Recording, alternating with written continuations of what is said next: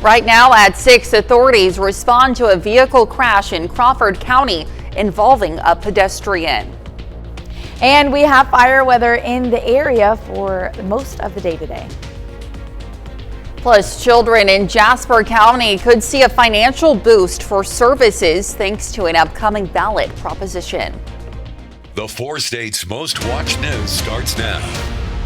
Well, good morning and welcome to the KOAM Morning News. It's 6 a.m. I'm Elise Snowe. And I'm Lindsay Gaffney. And it's Friday, March 21st, so hopefully you're having a good start to your weekend. And if you aren't, well, maybe that weather will help because it's going to be nice later. It is going to be, if you haven't stepped outside yet, Yes. It is much warmer than it was yesterday. Yesterday was bitterly cold.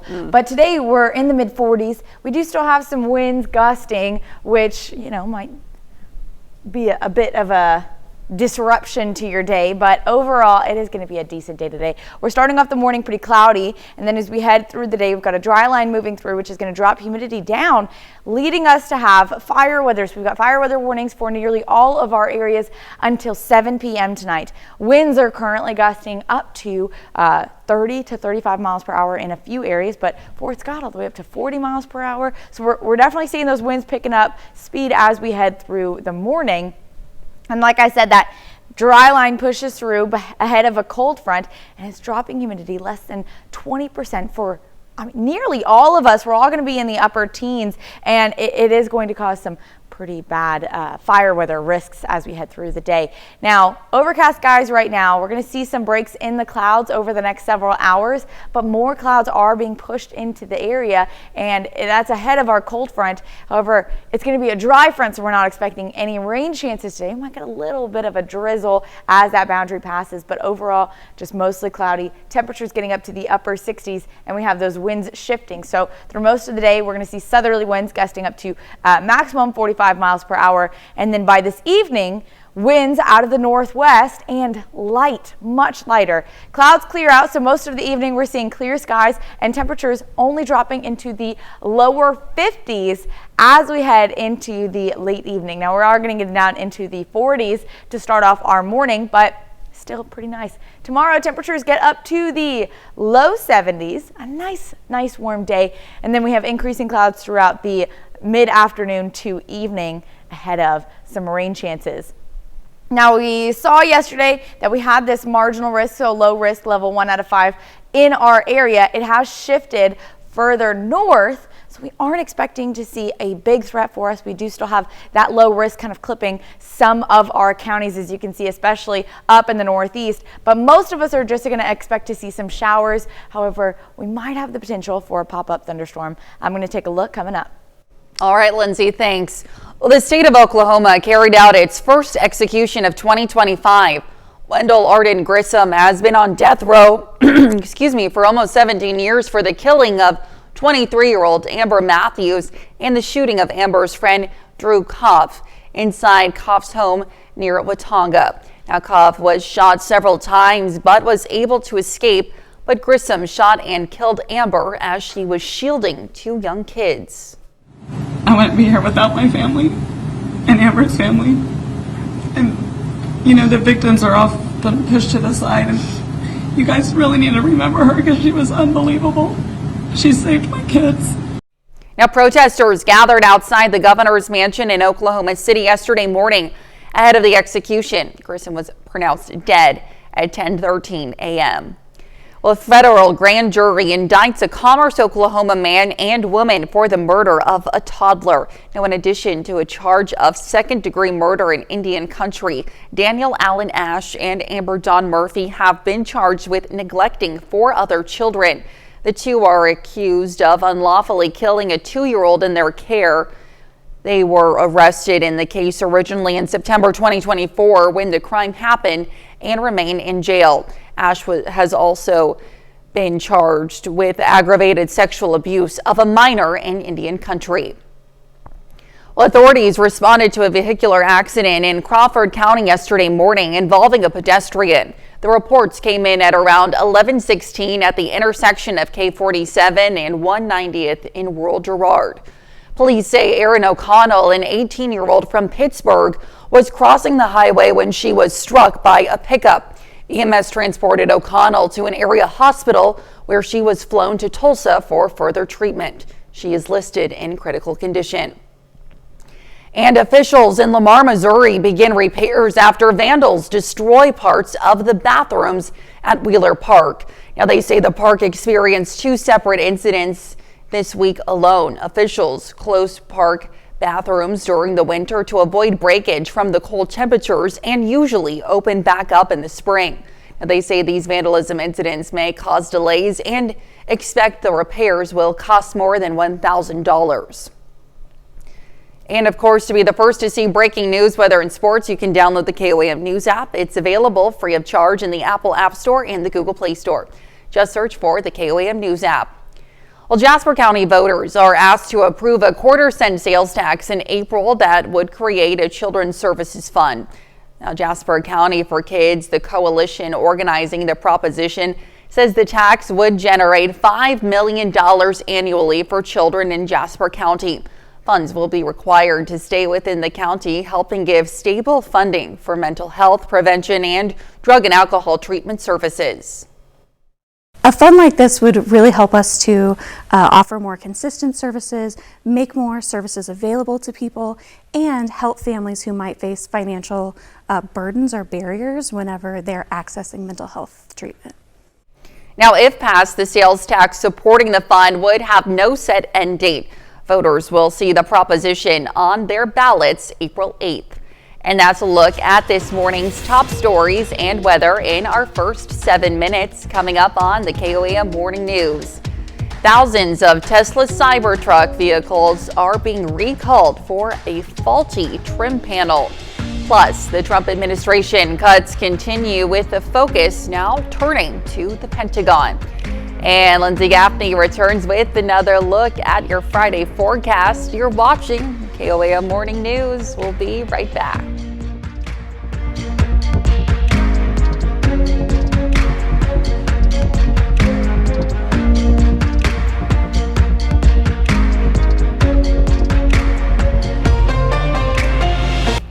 Well, topping Nation Watch this morning, Mickey Mouse is keeping his participation in a prominent LGBTQ program. Disney investors voted down a proposal to back out of the Human Rights Campaign's Corporate Equality Index, and that vote wasn't even close. Now, just 1% of shareholders voted in favor of the proposal. It was submitted by right-wing think tank National Center for Public Policy Research. Now, that group took particular issue with trans rights efforts backed by the Human Rights Campaign. The vote comes after Disney scaled back its diversity, equity, and inclusion policies last month. Well, Elon Musk's car company needs to make some repairs. Now, just over 46,000 Tesla Cybertruck vehicles are being recalled. According to the National Highway Traffic Safety Administration, the stainless steel exterior trim panel can detach and fall off the truck, causing a potential road hazard. Now, this recall is for Cybertrucks built between November 2023 and last month. Owners of affected vehicles can have the rail assembly repaired at no cost. And a former Facebook executive turned whistleblower says Meta is blocking her from speaking to Congress about her experiences at the company. Sarah Wynne Williams detailed her experiences at Facebook in a new book, Careless People. But Meta moved quickly to stop her from promoting or discussing the memoir. Now, the company says she violated a non-disparagement agreement. An arbitrator has temporarily ordered Wynne Williams to stop promoting the book or making any critical comments related to Meta. Wynne Williams' lawyer says that order is now preventing her from responding to requests from lawmakers in several countries. Well, the Trump administration's goal of cutting federal government continues today, with the focus now turning to the Pentagon. Yesterday, Defense Secretary Pete Hegseth ordered the cancellation of nearly $600 million in defense contracts and grants, and he confirms that billionaire Elon Musk will visit the agency today. Now, this all comes a day after President Trump delivered on a key campaign promise, signing a memo to begin the dismantling of the Department of Education. Jared Hill has more. from New York. Amid the push to slash federal spending, today, President Donald Trump and Defense Secretary Pete Hegseth are set to meet at the White House. It's one day after Hegseth canceled $580 million in contracts and grants. They are not a good use of taxpayer dollars. The cuts, according to the Pentagon, related to human resources software, some outside consulting, and grants paying for diversity efforts and fighting the impacts of climate change. Hegseth has confirmed Elon Musk will also visit the Pentagon today. It comes as questions remain about the impact of President Trump's executive order shrinking the Department of Education. We're going to shut it down and shut it down as quickly as possible. Though only Congress can eliminate the department. Republican Senator Bill Cassidy said he'll propose a bill, but multiple Democrats would need to sign on. I hope they're going to be voting for it because ultimately it may come before them. President Trump said crucial programs like Pell Grants, funding for children from low-income families, and special education services would move to other federal agencies. No more cuts! The change sparking protests and pushback. Meanwhile, a federal judge is accusing the administration of withholding information about 2 deportation flights that took alleged Venezuelan gang members to a prison in El Salvador. President Trump claimed the judge is trying to usurp the power of the presidency, calling on the Supreme Court to step in. Jared Hill, CBS News. Well, yesterday, another federal judge temporarily blocked DOJ from accessing Social Security Administration systems that contain the sensitive information of millions of Americans, calling DOJ's efforts there a, quote, fishing expedition. And that's a look at some of today's top national stories. Here's Lindsay with a look at your forecast. Well, we have fire weather warnings across the area until 7 p.m. tonight. Dropping humidity, we have a dry line coming in that's drops humidity less than 20% and winds gusting up to 45 miles per hour. Now we're going to see clouds increasing over the next couple of hours as that cold front starts to push through. And then we've got a clear skies for the rest of the evening. I'll have a look at your forecast coming up. Thousands of local newspapers have vanished over the past 20 years, but one community in Washington state refused to let that happen to their local paper. Eric Wilkinson explains. I used to know everybody who lived on all these streets, but not anymore. Bill Reynolds grew up in LaConner. Now, at 67 years old, it's his first day on the job as a paper boy. So darn nearsighted. Today is the first day of delivery for the LaConner Community News, keeping a journalistic tradition that's always connected the people here. Wow, it's kind of the heartbeat of a community. Bill's old employer was the LaConner Weekly News, whose owner recently retired, leaving the town without an independent paper for the first time in 146 years. You'd lose that connection if you don't have a community publication. But townspeople wouldn't let it go. They raised money and worked to find someone to save the paper. Thank you. We're really excited. That person is Carrie Marr of Lake Forest Park. Carrie has a journalism background herself and saw an opportunity to make a difference at a time when facts and accuracy are critically important. I think it's true that this couldn't be done in a lot of other communities, but there are very few communities like LaConner. What's happening here in LaConner truly is something special. Newspapers across the country and here in Washington are folding at an alarming rate. Over the past 20 years, more than 3,200 newspapers have vanished nationwide. Since 2004, Washington state has lost 20% of its local papers. The situation's so dire, a bill is being considered in Olympia that would tax social media platforms and search engines to help the state's struggling newsrooms. And as the headlines hit the doorsteps of LaConner, there is hope for success. The publication already has more than 900 subscribers in a community of less than 1,000. Hopefully I don't miss any doorsteps. By the way, this volunteer delivery boy is also a reporter for the paper. Bill Reynolds, proud his hometown paper is home once again. It's pretty remarkable, the spirit of the people of this community. Well, townspeople raised $70,000 and worked for 2 years to find a new publisher. Now, there's hope the community support will continue to help the paper stay in business. Very cool. Thank you, Elise. All right, so we've got a fire weather warning for the area until about 7 p.m. tonight. Overcast skies to start off our morning, but overall, we've got pretty mild weather today. Temperatures starting off in the mid-40s, warming up to the upper 60s. But that dry weather and those winds do cause some major fire weather warnings for the area. But we're heading into a weekend. We might see some rain chances. I'm going to have those details right after this.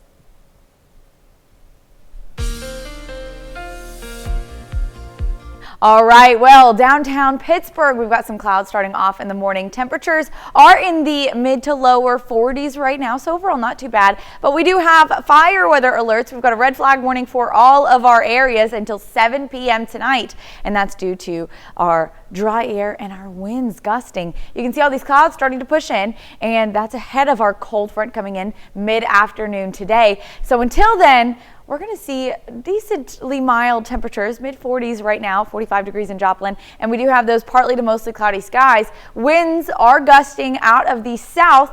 We're blowing 15, 20 mile per hour winds, but up to 40 mile per hour wind gusts. Now, let's start off our morning. We're going to drop a couple more degrees and getting down into the lower 40s. Clouds increasing and winds increase as well through the morning. Now, later on this afternoon, after that front passes right at 3 p.m., we're going to start to see clouds dissipating for the rest of the day. So partly cloudy skies and winds still gusting right up to 45 miles per hour, but temperatures getting up into the upper 60s. We're going to look pretty good. Now, winds gusting up to 40 miles per hour through this morning, picking up a little bit right ahead of that front. But you can see by 3 p.m. that cold front starts to push through. Winds shift out of the northwest. We're going to see calm winds tonight and through most of the day tomorrow. However, ahead of another front on Saturday, winds start to gust again up to 30 miles per hour. So let's take a look at our future track. As that boundary pushes through again, right early morning or early afternoon, we're going to see maybe a potential for a little bit of drizzle. Not a big threat and won't be a big disruption. But by about 3 p.m., all of that's starting to push out of here ahead of that actual line of that cold front line, and then temperatures getting up into the upper 60s. By 10 p.m., we've got clear skies, temperatures dropping down into the mid 50s, looking pretty good. Overnight lows getting down to just about 40 degrees, maybe dipping down to 39 for a brief minute, and then we have more clouds pushing in early Saturday morning. Partly to mostly cloudy skies through most of the day on Saturday because we do have another front that's pushing in. But temperatures warming up into the low 70s. So overall, pretty nice day on Saturday. Winds hold off until later in the afternoon. After about 4 or 5 p.m., we're going to start to see those winds starting to gust up to 30 to 40 miles per hour out of the south. Now, that front pushes in overnight. We've been talking about this for a couple of nights. We did have a low risk. It has shifted a little bit further north and northeast, so all the way where those clouds still are, north of Joplin, including Nevada, Fort Scott, Stockton area. That's where our low risk for severe weather is going to be. But taking a look, we've got this little isolated cloud that's going to be moving up to the northeast along that boundary and will potentially develop into a supercell. Now, we have that chance for those thunderstorms to pop up. There it goes, starting to pop up northeast of Joplin, but doesn't really fire up until after it leaves our area northeast of Springfield. We can see more rain showers pushing in behind that front, and that's going to be moving in and kind of lingering around until early Sunday morning. So we're going to have these morning showers sticking around and temperatures dropping a little bit on Sunday, only about 5 degrees, and we're getting down into the mid 60s. Now, it's not quite popping up, but we had our drought tracker. We're only seeing drought conditions in Missouri and Arkansas. So we are excited to see a little bit of rainfall, maybe helping that out. Those morning showers linger, mid 60s on Sunday, low 60s on Monday, and then we're back to 70s all week next week and even into the weekend, plus more rain chances kick off. Now that's a look at your forecast. Let's go over to Elise with Health Watch. All right, Lindsay, thanks. Topping Health Watch this morning, colorectal cancer patients are much more likely to die from cardiovascular issues. Research from the American College of Cardiology found colorectal cancer survivors had a 37% increased risk of cardiovascular disease, though the reasons for the link aren't known. Now, the risk is highest in the first 2 years after a diagnosis. And men who avoid prostate cancer screenings have a 45% higher risk of dying from the disease compared to those who did get screened. Now, a report from the European Association of Urology found around 1 in 6 men consistently skipped prostate cancer screening appointments. Now, those men had significantly higher rates of cancer. Prostate cancer is the most common form of cancer in men. And why don't we keep our memories of being a baby? Well, a new study by Yale tested the memories of infants and found their brains can retain memories just like an adult. Now, one possible reason we forget infanthood is that the memories aren't converted into long-term storage. Now, another possibility is the memories do remain into adulthood, but we can't access them. Well, new artificial intelligence tools are promising to change the doctor's office. Now, the technology isn't replacing your doctor, but promises to help behind the scenes with note-taking and diagnostic tools. Bradley Blackburn shows us the tech you could see at your next checkup. This is an AI system that's going to be listening to us, and it's going to be scribing the notes. Right on his phone, Dr. Robin Baradarian is running a high-tech tool called Suki AI. Any family history of any problems. While he talks with patient Michelle Barone in an exam, I feel burning up. Sometimes I even feel it in my ears. Suki takes notes, letting the doctor focus on her. I remember going to doctors, their back was turned as they were trying to write notes down, looking at the computer. It's not personable. It helps you concentrate on the important aspects of being a doctor. Suki does more than transcribe. It can summarize a visit, update billing records, and even give a second opinion, all for a few $100s per doctor per month. That's the AI that's listening. The company's founder and CEO, Puneet Soni, let us do a simulation to see how it works. I'm having some pain in my lower back. It started about a week ago. Creating a detailed clinical note with recommendations. It happens almost instantaneously. 10 to 15 seconds at best, right? Everything along here, it says tap to accept, so the doctor has to verify that that's accurate. Right. Years ago, the former Google engineer recognized how AI could reshape medicine. Suki's promise is not that it's going to replace doctors. It's that if you combine an AI like Suki with a doctor, they're going to be better than almost any doctor in the world at treating you. It's also a treatment for doctors who've long been burned out by paperwork. Dr. Baradarian was spending up to 8 hours a week on non-clinical work. I know this is the future of medicine. It actually has a very beneficial role in bringing back the rapport and the relationship between patients and the physician. An intelligent tool that could be a prescription for medicine. Bradley Blackburn, CBS News, New York. Now, Suki AI is one of many AI startups in the medical space. Now, they say it's already being used by thousands of doctors at more than 300 health systems across the country. And that's a look at Health Watch. We'll be right back. Right now at 6:30, a pharmacist in Southwest Missouri has some advice for preventing overdosing. And we're starting the day off pretty cloudy, but we also have fire weather concerns today. Plus, an iconic Route 66 landmark celebrates an anniversary, 100 years in the making. The 4 states' most watched news starts now. Well, good morning and welcome to the KOAO Morning News. It's 6:32. I'm Elise Snowy. And I'm Lindsay Gaffney. It's a finally Friday. We've been talking about it all morning, and it's going to be some nice weather. I'm looking forward to it. I'm ready for it to start feeling once again like spring. I know yesterday was the first day of spring, but it was cold. It was a little chilly yesterday. I'm ready for when you walk out the door, even in the morning, and you don't need a jacket. Beautiful weather. You do still need a jacket today, but it's going to be much warmer. Let's go ahead and take a look outside. We've got temperatures in the mid-40s and a little bit of that overcast skies today. Now, fire weather concerns remain until 7 p.m. tonight. We've got warnings across the area, and that's due to the high winds. So we've got winds gusting up to 40 miles per hour. You can see 40 miles per hour in Fort Scott, but the rest of us more in that 30 to 35 mile per hour range. But those are going to increase as we head through the day. We've also got a dry line moving in as well, and that's going to be pushing in mid-morning to early afternoon, dropping humidity values across the area. Really, none of us are over 20%. So we've got less than 20% humidity, those high winds, and we're going to see that fire weather spark until about 7 p.m. Now, overcast skies through most of the morning. You can see a few breaks in the clouds, but that's just going to continue. We're going to see more clouds pushing in ahead of that cold front that's going to be moving in mid-afternoon. It is going to shift our winds, so we're going to see winds from the south this morning and then out of the northwest later this afternoon and evening. But temperatures are getting up to the upper 60s, and we also don't expect a lot of rain chances along this cold front, maybe a drizzle or two, but overall it is going to be a dry front. Now, by this evening, we've got clear skies. So it's going to be really nice. Temperatures in the mid-60s still by 7 p.m., dropping down into the 50s by midnight, and then getting down again into the lower 40s. So it is still going to be a pretty cold, cool evening. So we're starting off tomorrow morning, low 40s, partly cloudy skies. Temperatures warm up to low 70s, and we also have clouds increasing as well as winds increasing ahead of a cold front that's moving in late Saturday night, overnight, bringing possible severe weather to the area, though that low risk has shifted a little bit further north. But I'm going to have all those details coming up. All right, Lindsay, thanks. We'll see you soon. Well, this week marks National Poison Prevention Week, a time to raise awareness about the dangers of poisoning and how we can prevent it.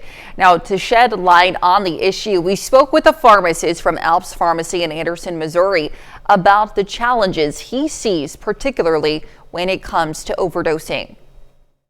I've seen people bring in bottles that have 2 and 3 different medicines in it and aren't sure what they are, and that is very, very dangerous. Even if it's a medication you've been on and it's an old bottle and you want to put it in the new, absolutely do not do that. Now, Dr. York says if you're unsure how or when to use a drug, he says it's best to contact your local pharmacy. Well, the Wildcat Glades Education Cottage held a rock wrapping program yesterday, giving kids the chance to turn simple stones into unique necklaces by wrapping them in wire. Now, limited to 25 participants, the event encouraged children to gain a new appreciation for rocks while creating something special.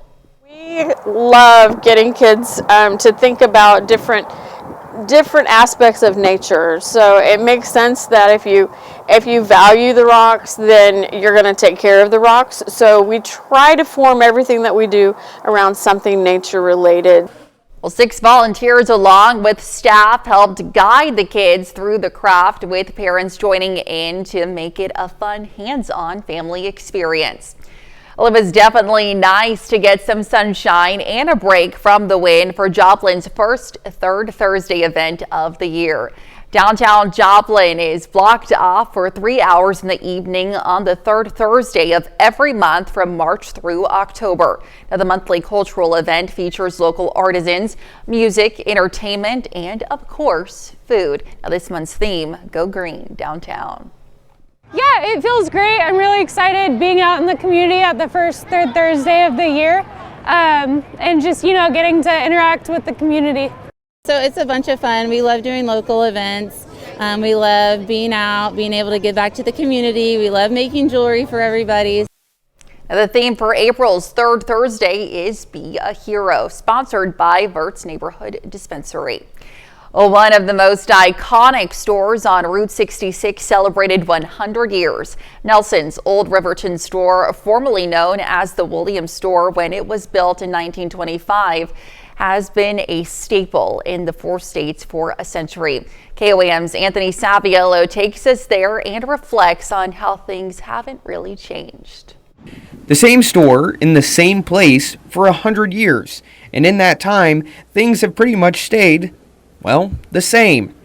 That is, except for the name. Nothing had really changed because I'd been running it for my aunt and uncle are up in years at that point. And so I've been maintaining the store for them and running it and that kind of thing. But then it just, officially became mine. Scott Nelson took over in 2010, but under new management didn't mean new everything. Even when I deal with our wholesalers and they've got something coming on and they're changing something, I said, well, you come over here someday and you'll see why I don't exactly want to change the way you want to change, because we kind of like it the way we've got it here. A few updates to be sure. When my aunt and uncle bought the store in '73, they expanded the deli. Back in the 60s and 70s, you could buy bologna and chopped ham and a couple cheeses. So that's about all that they had. But, they came from Chicago and they were used to Chicago delis. And so they tried to bring all that in and updated the deli. But that iconic old school Route 66 feel hasn't left. That was my Aunt Isabel Eisler, that when they bought the store, that was her goal, to keep this store as it was. It's a place where familiar faces and new ones can enjoy a piece of history with hundreds of stories within its walls. One of the ladies on the trip said that her her mother or grandmother worked here in 1939. And she said, in that Coke box we have, that was the year they brought it in. It was brand new in 1939. We still have it, we still use it. But so that's, I found, people will tell me things that I don't know. Who knows what the next 100 years could bring? I won't be here, but hopefully the store will still be here, going as long as it can. So at least we made it this far. It's pretty good. That's a pretty good sign that it'll be here for a while. On historic Route 66, Anthony Saviello, KOAM News. Well, the Nelson Old Riverton store is planning a bigger birthday celebration in May. And that's a look at our top news stories coming up this half hour on the KOAM Morning News. It's Friday, and that means Shannon Becker joins us with his big 3 stories of the week. And we have a windy and partly cloudy day today. We'll, of course, have what to expect with Lindsay Gaffney in the Skywatch Weather Center. You're watching the KOAM Morning News. We'll be right back. Well, welcome back. We've got Shannon Becker in the studio with his big 3 news stories of the week. Good morning and happy spring to you. Well, you as well. Yeah, yesterday was the first day. Yes. You're right. Let's take a look at the big 3 stories, live and local, what's happening where you live. This was over the weekend as we started on a Monday. 2 semis collided. Is the microphone not working? I think so. 2 semis collided on the interstate, I-44 near Big Cabin. Flaming, totally bizarre. Still haven't heard all the details of Oklahoma Highway Patrol, not necessarily sure why. Right. We reached out to them, but it was 2 semis. The road was closed till almost 1 o'clock the next day. Number 2, KOAM News Now, Joplin News First. It was last Friday, Yates Center, that nursing home. Now, here is where the fire really began to spread. This Look is at just those south. flames. Wow. Yeah, is that crazy? Those are cedar trees. They just boom, they just explode. That's just south of the nursing home, and that spread through the grass there. And then, of course, the total devastation. Yes. Everyone was out safely, though. Yes. I know 9 of the residents are in Pittsburgh now at a nursing home. Kind of dispersed around southeast Kansas. But right. Yes. But they're going to be further from their family, so that's a little bit of a challenge. I do understand there will be plans to rebuild. Yes. And our number 1 story, big story this week. We're even talking about it still. The wind. This was Carthage on Friday evening. It brought together 8 different departments for this huge grass fire. Jack Pine Road and County Road 170. The flames were like 10 to 12 feet high. If you can kind of see the little shadows of the firefighters there. It was a real marshy area, so we couldn't necessarily get out in it. 3 of the fire trucks actually got stuck out there. Nobody got hurt, but they did have some equipment. How long did it take? They got it under control in like 30 minutes. Which is great. Yeah, that's incredible. Really. But they were out there for hours, making sure it was completely out. And our bonus story of the week, I'm still kind of getting my eye boogers out. I know it sounds gross, doesn't it? No, right. This is the dust blowing the other day. Did you see the dust blowing? I saw the dust. The air quality was so unhealthy. Yeah. It was unbelievable. So at first, when it first started blowing, I looked. It was 66. It was like moderate, and then it went to 144, which is unhealthy. Everybody, if you have like asthma and stuff, they say stay inside. But that was a really interesting view. I was looking down 7th Street towards downtown from St. Louis Avenue. All of that dust, so unhealthy, and I've sure never seen it like that here. But I don't think I've ever seen anything like that in the Midwest. I don't think, just like on so video. dusty on video, right? To actually see it in person. In person. It's your big 3. All right. Well, Shannon, as always, thanks so much for being with us. Stick around. We'll be right back. Well, it's time to celebrate some Friday birthdays and anniversaries here in the 4 states. Always a good day to celebrate a birthday. We're going to start in Neo's show with a happy 8th birthday to Eli Cook. It says here, happy birthday from Nana and Papa. And over in St. Paul, Kansas, turning 9 today, Tinsley Julick. Happy birthday, Tinsley. And a happy 10th birthday to Reed Johnson over in Fort Scott. The message here says love from all your family. And another Fort Scott birthday turning 19 today, Madeline Ballou. Happy birthday, Madeline. And a happy birthday to Tristan Nesbitt turning 28 in Oswego. It says here, happy birthday, love your family. And switching over to Pittsburgh, Kansas, happy birthday to Justin Shook turning 47 today. And a happy 68th birthdays to both Larry and Gary Plotnick. Gary lives in Claremore and Larry lives in Fort Scott. They're of course twins, and a happy birthday to you both. Loretta Windsor turning 70 out in Chicopee, Kansas. Happy birthday, Loretta. And last but not least, a happy birthday to Amy Gray in Columbus. If you'd like to celebrate your birthday or your anniversary with us, you can do so by submitting your celebrations to birthdays@komnewsnow.com. We, of course, love to see your photos and to, of course, read your messages, so be sure to include those as well. Of course, meet the deadline at the bottom of your screen and also include the date of your celebration when submitting as well. Now let's head over to Lindsay, who's got a full look at the forecast. Well, you can see that sun rising in between some of those clouds. Looks like a beautiful sunrise, although we are dealing with some overcast this morning. A few broken moments there in the clouds, so we might be able to see a nice spot of that sunrise. Now, for the rest of the day, we're dealing with fire weather alerts. We've got a red flag warning for most of us until 7 p.m. today. We've got those overcast skies continuing to push in. And again, like I said, a few breaks in the clouds, but overall it is going to be a cloudy morning and a cloudy early afternoon. Temperatures right now in the mid-40s. We're dropping down another degree or two before we start to really warm up for the day. We've got winds out of the south, southerly winds gusting up to 40 miles per hour. Overall, humidity is starting to take a dip already. And we've got nice temperatures today. Starting off though, still a little bit cooler, but better than it was yesterday. We're in the mid-40s. We've got those cloud skies and those southerly winds gusting up to 35-40 miles per hour. But by this evening, temperatures jump up to the upper 60s, and then the sun comes back out. Now clouds start to clear right around 3 p.m. So 3 p.m. on, we're going to have mostly sunny skies. Winds are still gusting up to 40 miles per hour, but as that front passes, they are going to die down. Let's take a look. We've got 40 mile per hour wind gusts through this morning. It's about 11 a.m. Then by 3:30, still out in the east, gusting up to 30 miles per hour, but that front starts to push in the west, and we're going to see those winds dying down throughout this evening and into tomorrow as well. Out of another front that we've got coming in late Saturday night, this is 11 p.m. We're going to see winds pick back up out of the south, gusting up to 30 miles per hour. Not a huge threat, not going to be as strong of winds that we saw today, but still windy evening on Saturday. Now looking at our future track, we've got that cold front pushing through. So this is about noon, right before that front starts to move through. You can see it may be a little bit of a drizzle over there ahead of that cold front, but it clears out pretty quick. Not going to be a big disruption. Temperature is reaching 66, 67, 68 degrees across the area, and then again by 3:30, those clouds are starting to make their way out of here, and then we'll have that northwesterly breeze, pretty light throughout the rest of the evening. Now temperatures dropping down into the mid-50s by 10 p.m., continuing to drop down into the lower 40s overnight, even briefly hitting about 39 degrees. Now clouds start to push back in. You can see winds have already shifted back out of the east-southeast, and then we're seeing those showers and clouds and showers moving in later in the evening. So overcast by 3 p.m., temperatures reaching low 70s. So it's going to be a nice warm day on Saturday. And then those showers start to push off. Now by 8:30 p.m., this is a convective allowing model, so it's showing the potential for pop-up thunderstorms. Now we see one down there.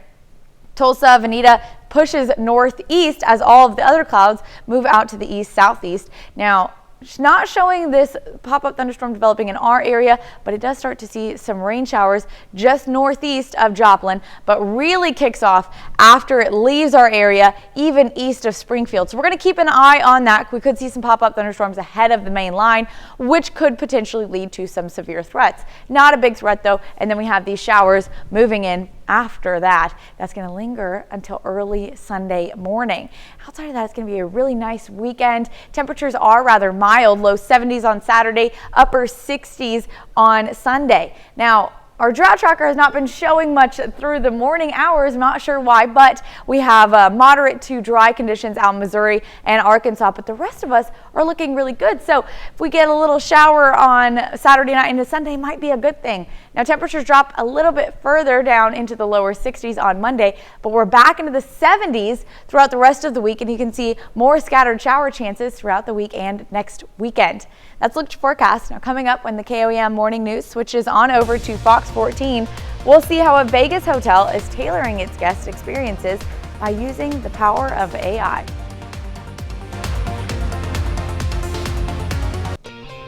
Well, here's a check of today's top headlines, the news you need to know before you head out the door. A federal grand jury indicts a Commerce, Oklahoma man and woman for the murder of a toddler. Daniel Allen Ash and Amber Dawn Murphy have been charged with second-degree murder of a 2-year-old and neglecting 4 other children. Ash has also been charged with aggravated sexual abuse of a minor. And authorities responded to a vehicular accident involving a pedestrian in Crawford County near the intersection of Highway 47 and 190th yesterday morning. Police say Erin O'Connell of Pittsburgh was crossing the highway when she was struck by a pickup. O'Connell was transported to an area hospital where she was flown to Tulsa. She is listed in critical condition. And officials in Lamar, Missouri begin repairs after vandals destroy parts of the bathrooms at Wheeler Park. Now, they say the park experienced 2 separate incidents this week alone. Officials say these incidents may cause delays in opening and expect the repairs will cost more than $1,000. And that's a check of today's top headlines, the news you need to know before you head out the door. And we have fire weather warnings until 7 p.m. for nearly all of us. Temperatures getting up to the upper 60s. We've got mostly cloudy skies through the morning, clearing later on this afternoon, and strong wind gusts as well. Now, as we head into Saturday, temperatures are in the low 70s. It's going to be increasing clouds throughout the afternoon and evening hours, and then we have a chance for potential thunderstorms overnight that lead to lingering showers early Sunday morning. Thanks. Well, just a reminder, there is no KOAM news at noon today due to March Madness.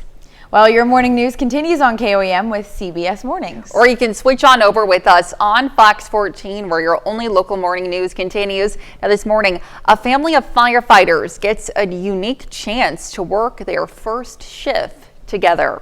Plus, Shannon Becker joins us back in the studio to talk about his big 3 news stories of the week. But that'll wrap it up for now. We'll see you back here Monday morning at 5 a.m. And have a great rest of your morning.